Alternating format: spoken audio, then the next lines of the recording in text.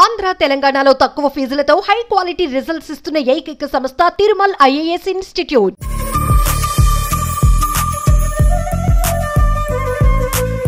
పొడవాటి జుట్టును అమ్మాయి అబ్బాయి అని తేడా లేకుండా అందరూ ఇష్టపడతారు కదా.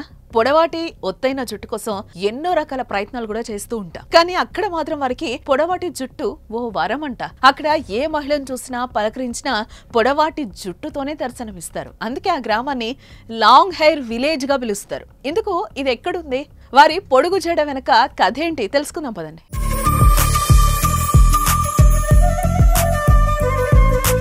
వాలుజడ ఈ పదం అమ్మాయిలకి ఎంత ఇష్టమో. పొడవాటి జుట్టు ఆడవారికి ప్రత్యేక ఆకర్షణ. దీనిపై కౌల కలం నుంచి జాలువారిన పాటలెన్నో. ఆ గీతాల్లో వర్ణనకు అచ్చంగా సరిపోతారు రెడియావో మహిళలు. వారి లాంగ్ హెయిర్ దృశ్యాలు మరోసారి నెట్టింట్లో వైరల్ అవుతున్నాయి.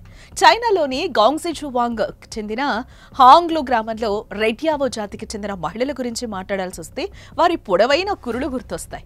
అందుకే ఆ గ్రామానికి లాంగ్ హెయిర్ విలేజ్ గా ప్రత్యేక పేరు వచ్చింది. దీంతో ఆ గ్రామాన్ని చూసేందుకు ప్రపంచవ్యాప్తంగా పర్యాటకులు వస్తూ ఉంటారు. అయితే ఆ పొడవాటి జడలే వారి దీర్ఘాయుషు, శ్రేయస్సు అని ఆ గ్రామస్తులు నమ్ముతారు.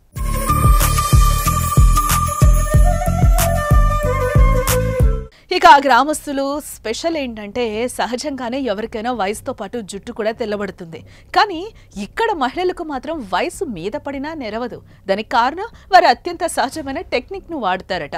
వారు వాడే న్యాచురల్ షాంపూలో పులియబెట్టిన రైస్ వాటర్ కీలకం. దీనికోసం ముందుగా బియ్యం కడిగిన నీరును తీసుకుని గది ఉష్ణోగ్రత వద్ద పులిసే వరకు ఉంచుతారట. దానిలోకి కొన్ని మూలికలు జత చేసి ఉడికించి చల్లారబెడతారు.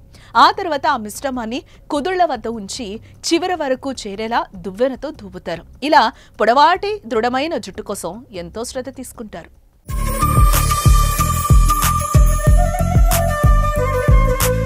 ఇక ఇందులో విశేషం ఏంటంటే వారెంతో ప్రేమగా అపురూపంగా చూసుకునే జుట్టును వారి జీవిత కాలంలో ఒక్కసారి మాత్రమే కత్తిరిస్తారట. వారు అలా జుట్టును కత్తిరించారంటే వారు పెళ్లికి సిద్ధమైనట్టే. ఇక అలా కత్తిరించిన జుట్టును ఆ యువతికి పెళ్లయ్యే వరకు ఆమె కుటుంబం దానిని జాగ్రత్తగా భద్రపరుస్తారు. ఇందులో మరో విచిత్రం ఏంటంటే వారు వేసుకున్న జుట్టును బట్టి వారి గురించి తెలిసిపోతుందంట. అదిలాగంటే పెళ్లి కాని అమ్మాయిలు తలపై బ్లాక్ స్కార్ఫ్ ధరిస్తారు. ఇక వెంట్రుకలు తల చుట్టూ చుట్టుకుంటే ఆమెకు పిల్లలు లేరని అర్థమట. అలా చుట్టుకున్న జుట్టుతో పాటు భద్రపరిచిన వెంట్రుకలను ఒక బన్ రూపంలో తలపై ధరిస్తే పెళ్లి చేసుకొని పిల్లలకు జన్మనిచ్చినట్లట. అయితే అక్కడ ఎప్పటి నుంచో ఇలాంటి సంప్రదాయం ఉన్నా తాజాగా వారి ఫోటో సోషల్ మీడియాలో వైరల్ గా మారడంతో మరోసారి వారి జుట్టు కథ తెరపైకొచ్చింది.